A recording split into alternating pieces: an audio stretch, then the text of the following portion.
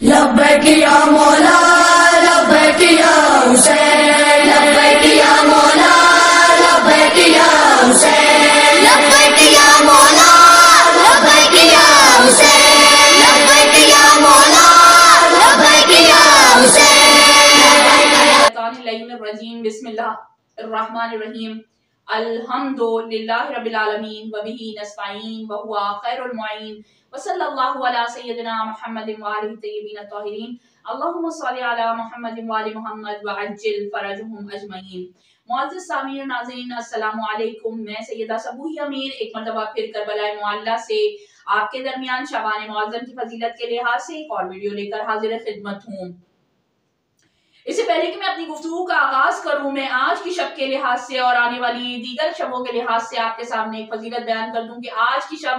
13 شعبان کی وہ شب ہے کہ جس میں پروردگار عالم ان راتوں کو 3 راتوں کو مخصوص کر رہا ہے شعبان کے مہینے میں۔ ان کی خصوصیت کیا ہے کہ ان 3 راتوں کو اور 3 ایام کو پروردگار عالم نے ایک مخصوص نام دے کر خصوصیت سے آگاہ کروایا، ہمیں بتایا، اس کا نام دیا گیا اس کو، اور ان 3 دنوں اور 3 راتوں کو جو کہا گیا انہیں نام دیا گیا ایام بعیض، یعنی یہ وہ روشن دن ہے،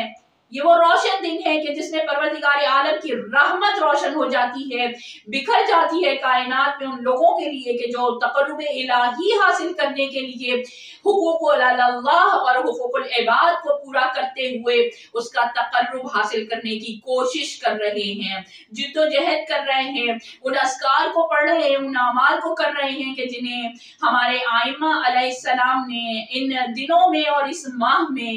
مخصوص کیے ہیں، کہ جیسا کہ میں نے اپنی پچھلی ویڈیو میں واضح کیا تھا کہ جناب رسول خدا ارشاد فرماتے ہیں کہ کبھی شعبان کی راتوں سے غافل نہ ہونا، کبھی شعبان کے دنوں سے غافل نہ ہونا۔ ان دنوں میں لوگ بہت زیادہ روزے رکھ رہے ہیں، بہت زیادہ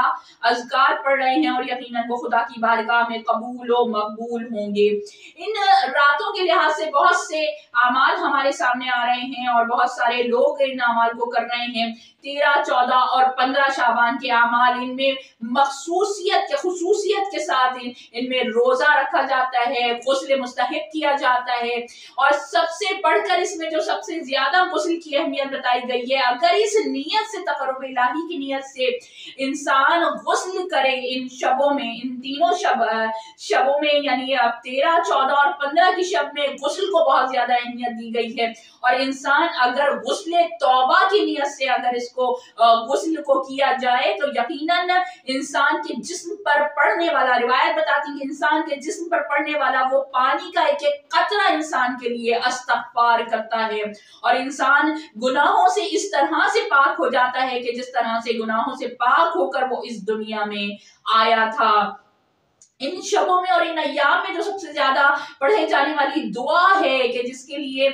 پروردگار عالم نے بہت زیادہ فضیلتوں کو بیان کیا، ہمارے ائمہ علیہ السلام نے اس دعا کو پڑھنے کے لیے بہت زیادہ تاکید فرمائی ہے اور بہت زیادہ اس کی فضیلتیں بیان فرمائی ہیں، وہ دعا ہے دعائے مجیر،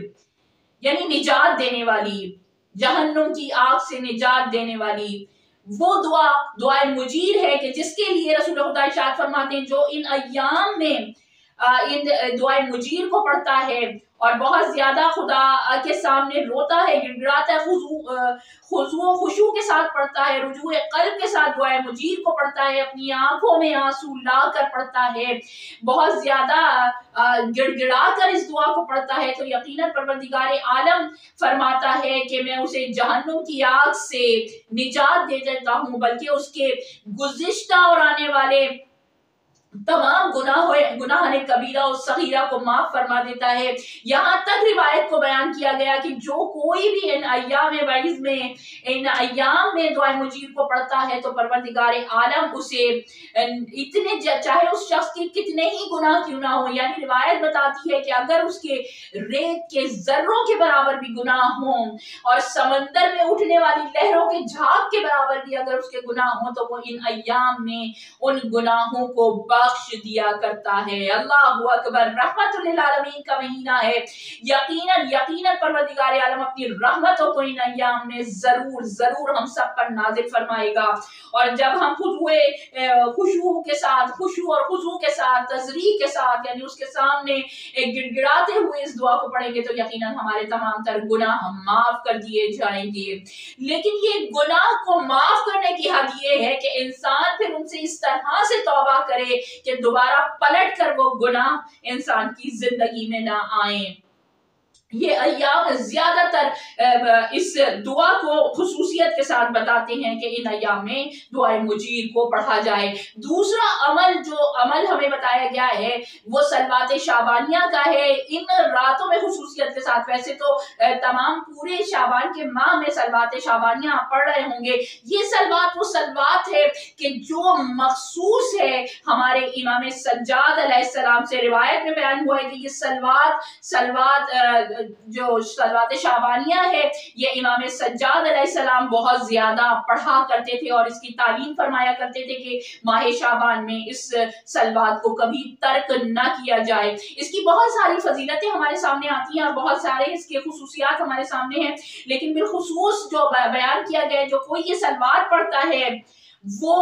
गुलाम को आजाद करने के बराबर सवाब होता है। और गुलाम भी वो गुलाम बयान किया जाता है कि जो अहले बैत अलैहिस्सलाम के खानदान से ताल्लुक रखने वाले हैं, जो कि नस्ल से है जनाबे इस्माइल अलैहिस्सलाम की। अल्लाहु अकबर। एक नबी की नस्ल से होने वाला उस गुलाम को आजाद करने का सवाब हमारे दरमियान आ जाया करता है, हम हासिल कर लेते हैं अगर हम सलवात शाबानिया को बयान करते हैं, पढ़ते हैं, उसका बहुत ज्यादा जिक्र रखते हैं। तो कुछ लोगों के जहनों में ये सवाल आता है कि आखिर हम इस दौर में गुलाम को कैसे आजाद कर सकते हैं।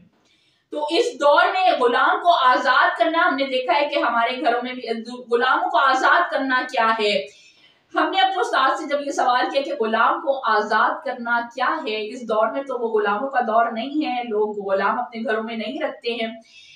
जिस मकाम पर मैं रह रही हूँ यहाँ पर लोग अपने घरों में कनीज़े गुलाम नहीं रखा करते हैं, और ना ही हम जैसा कि पाकिस्तान और इंडिया और इस तरह के माहौल हैं जो लोग साहिब हैसियत हैं वो अपने घरों में मासियाँ रखते हैं या कोई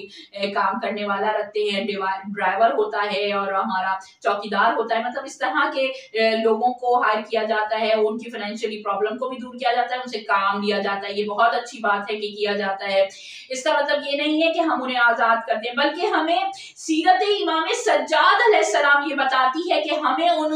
गुलामों को किस तरह से आजाद करना है और उन गुलामों को किस तरीके से हमें लेकर चलना है। सीरत इमाम सज्जाद अलैहिस्सलाम हमें बताते हैं कि रिवायात में है कि गुलाम आजाद करना क्या है, गुलाम आजाद करना क्या है। रिवायत में हमें मिलता है कि मौला सज्जाद अलैहिस्सलाम जब मदीने वापस आए, अपनी कैद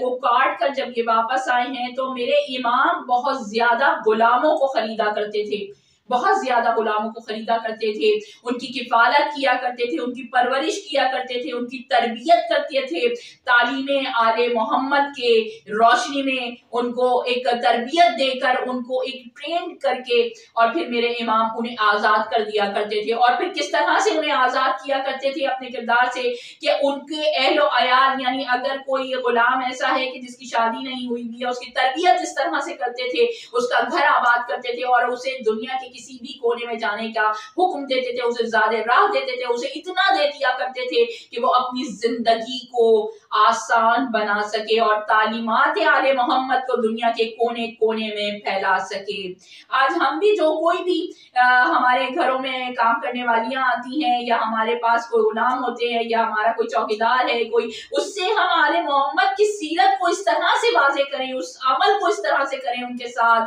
कि वो हमसे राजी रहे, और फिर वो ये बताए कहीं जाकर के मैं ऐसे आले मोहम्मद के चाहने वाले के घर में काम करती हूँ या काम करता हूँ कि जिन्होंने हमें ये सलीका सिखाया कि जिंदगी को किस तरह से गुजारना है, किस तरह से तकर्रुबे इलाही को करना है। एक रिवायत आपके सामने बयान करना चाहूंगी इस मौके पर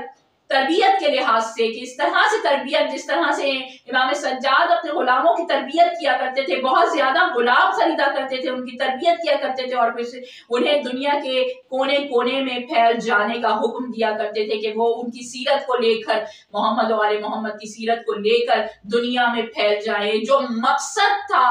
آل محمد کا۔ اور ہم جو شیعان حیدر کرار ہیں، جو مولا کے چاہنے والے ہیں، ہمیں اس مقصد کو پورا کرنا چاہیے، ہمیں اس امر کو لے کر چلنا چاہیے جو امر ہمارے امام ہمارے سامنے لے کر آئے ہیں۔ تو یقیناً ہم اپنے وقت کے امام کی مدد و نصرت کریں گے۔ اگر ہم اس کی تیاری ابھی سے کریں، ان کے امر کو لے کر چلیں، تو یقیناً ہم اپنے امام کی بارگاہ میں ان کی نصرت کے لیے اپنے آپ کو تیار کر سکیں گے۔ ایک روایت آپ کے سامنے بیان کرتی ہوں کہ جب جناب سلمان فارسی نے ایک مرتبہ مولا کائنات سے سوال کیا کہ مولا مجھے ایک ایسا عمل بتائیے کہ جس سے میرا ایمان تر و تازہ ہو جائے اور میں ایمان کا ایک اور درجہ حاصل کر لوں۔ جیسا کہ آپ مجھ سے بہتر جانتے ہیں اور علماء اکرام نے بھی اسے بہت بیان کیا ہوا ہے کہ ایمان کے 10 درجے ہیں، تو میرے مولا کائنات نے ہر درجہ دینے کے لیے ایک اتنا خوبصورت ایک جملہ بیان کیا ہے کہ میرا امام فرماتے ہیں اے سلمان، اگر تم چاہتے ہو کہ ایمان کا اور دوسرا درجہ حاصل کر سکو تو پہلے اپنے ساتھ اٹھنے بیٹھنے والے، اپنے ساتھیوں کو، اپنے ساتھ زندگی گزارنے والے کو اس ایمان کے درجے تک لے آؤ کہ جس درجے کو خدا نے تمہیں عطا کیا ہے۔ یعنی پہلے انسان اپنے ایمان کو اتنا پختہ کرے اور پھر اپنے ساتھیوں کو اس ایمان کے درجے پر لے آئے تو یقیناً وہ ایمان کی تمام منزلوں کو حاصل کر سکے گا، کیونکہ مولا کائنات ارشاد فرماتے ہیں اے سلمان، اگر تم اپنے اس درجے پر پہنچ کر، جہاں تم ایمان کے کسی درجے پر پہنچ چکے ہو، اگر کسی اپنے ساتھی کو اس ایمان کے اس درجے تک لے کر نہیں آتے ہو تو یقیناً تم ایمان کا اگلا درجہ، اگلی سیڑھی پر نہیں چڑھ سکتے اس وقت تک کہ جب تک تم اپنے ساتھی کو اپنے ساتھ اپنے برابر ایمان کے ساتھ نہ لے آؤ۔ یہ سکھاتی ہے ہمیں آل محمد کی سیرت، یہ سکھاتی ہے ہمیں آل محمد کا کردار کہ ہمیں اگر اپنے وقت کے امام کی تڑپ ہے یا ہم چاہتے ہیں کہ اپنے وقت کے امام کا دیدار کریں، ان کی نصرت کریں، تو پھر اپنے اس ایمان کو پختہ رکھتے ہوئے اپنے ساتھیوں کو اپنے امام کی نصرت کے لیے تیار کریں اور اس ایمان کے درجے پر لے کر آئیں کہ جس درجے کو پروردگار عالم نے ہمیں عطا کیا ہے۔